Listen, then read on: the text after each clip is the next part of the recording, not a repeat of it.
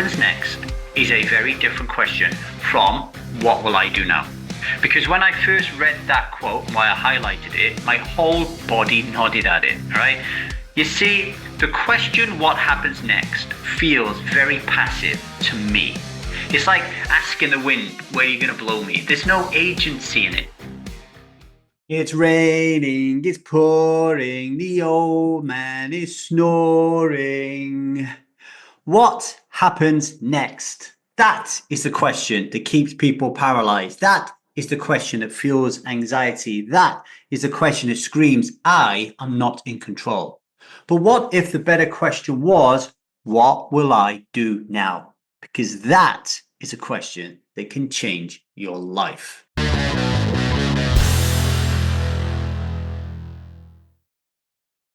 Hello, everybody. My name is Lee Davy. I am not an alcoholic. I refuse to be anonymous. I am someone who lives a self-led life, alcohol-free as fuck. And I spend every waking moment of that life, like right now, in a rain-soaked Riga every single day. How are you doing out there, people? I hope you are enjoying the daily podcast. Hope you're enjoying the format.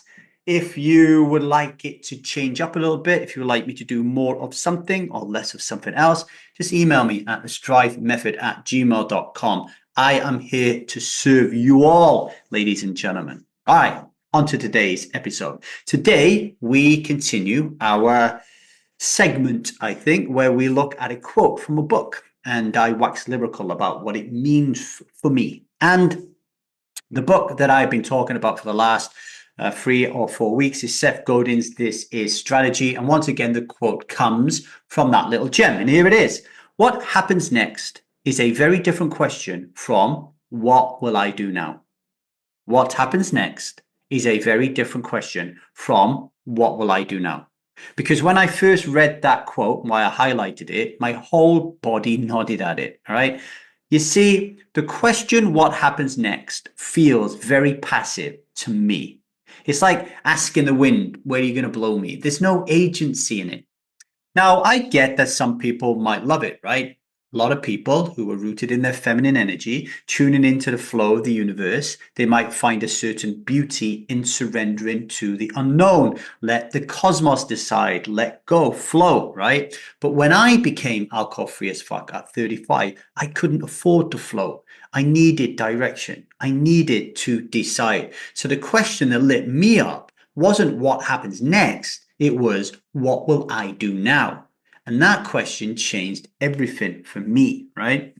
Now, I remember being alcohol-free as fuck for the first time.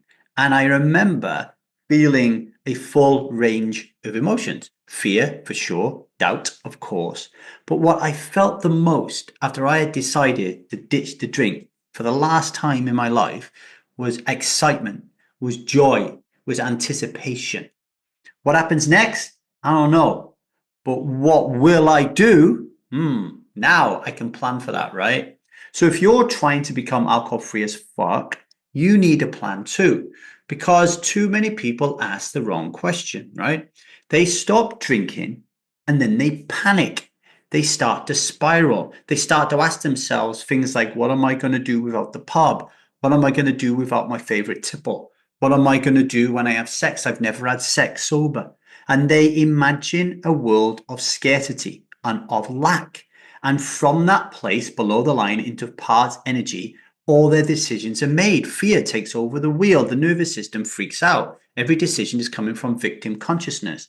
But what if they simply asked, what will I do now? I can't overstate how simple this is, but how profound it will be in your life. Right, we're going to take a short break. But before we do, sit with this. Are you waiting to see what happens next? Or are you bold enough to decide what you will do now? Let me know.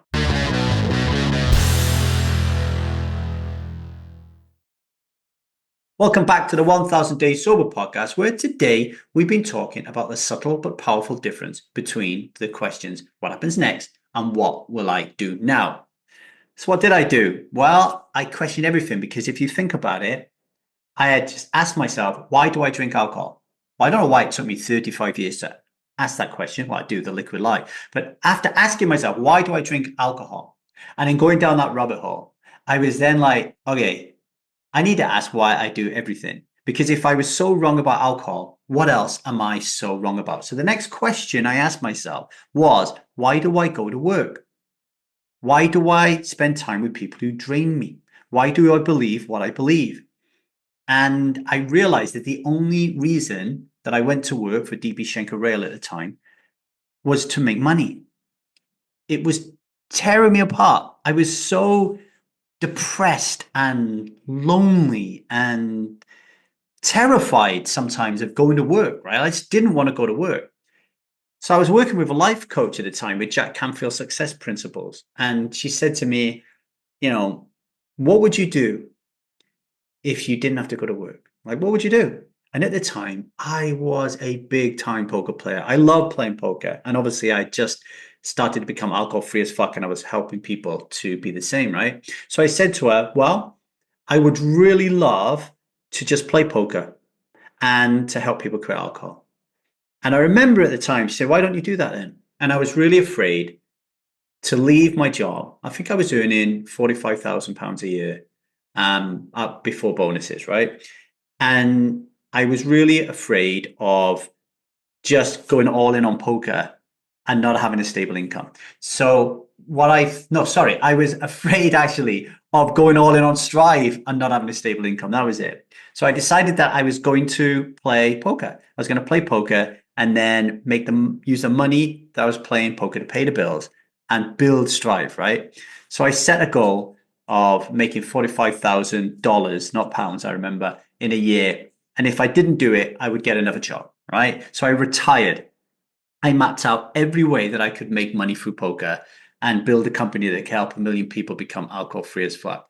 And one idea on that mind map, I still got it somewhere. It was write about your journey and sell the idea to a poker magazine. So I wrote to 5 poker magazines, and one of them, Poker Pro Europe, a guy called John Wenzel. He wrote back to me and he said, I love your pitch. My pitch was that I was going to write a column called From Valleys to Vegas, where we would document my journey from leaving DB Schenker Rail in the heart of Ogmore Vale, where I lived, and going to Vegas to be this great writer. And suddenly, from nowhere, I went from being a railway worker, which I'd been for the last 20 years, to being a writer, and I'd never written anything, right?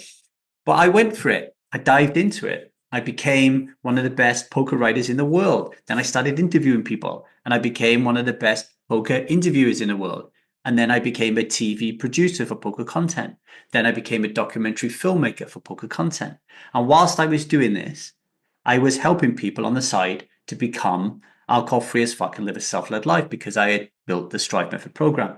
And here I am today doing that very thing, right? Like I'm in Riga at the moment, doing some TV production work for a poker company, whilst actually helping people to become alcohol free as fuck by doing things like this. All because I asked, not what happens next, but what will I do now? And that's the question that puts you in the driver's seat. That's the question that shifts you into self.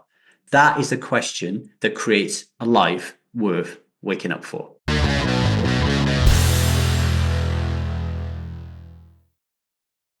Today's Daily Vow. Today, I will not drink. I will choose to act from self by asking the right question, what will I do now?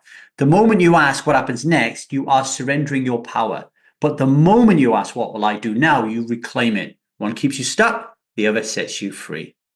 Your reflections for today. Pause the podcast, jump on Threads, TikTok, YouTube, IG, whatever, at LeeDavyCoaching. You can tag me and answer these questions. Are you more likely to ask yourself what happens next or what will I do now? How might your life change if you committed to making decisions from self-energy? And what's one thing you can do today to step into that power?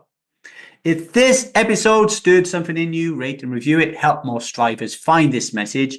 Go out and buy This Is Strategy from Seth Godin. It's a really great book. And subscribe so you don't miss tomorrow's show. If you want to become alcohol free as fuck, if you want to leave your job, if you want to play poker professionally for the rest of your life or whatever else is on your bucket list, I did it, why can't you? Head to www.thestrivemethod.com, join our waiting list. But most importantly, today, choose you. Choose what do I do next? I am not going to drink alcohol today for 24 hours. You've got you. Okay? Much love and strive on.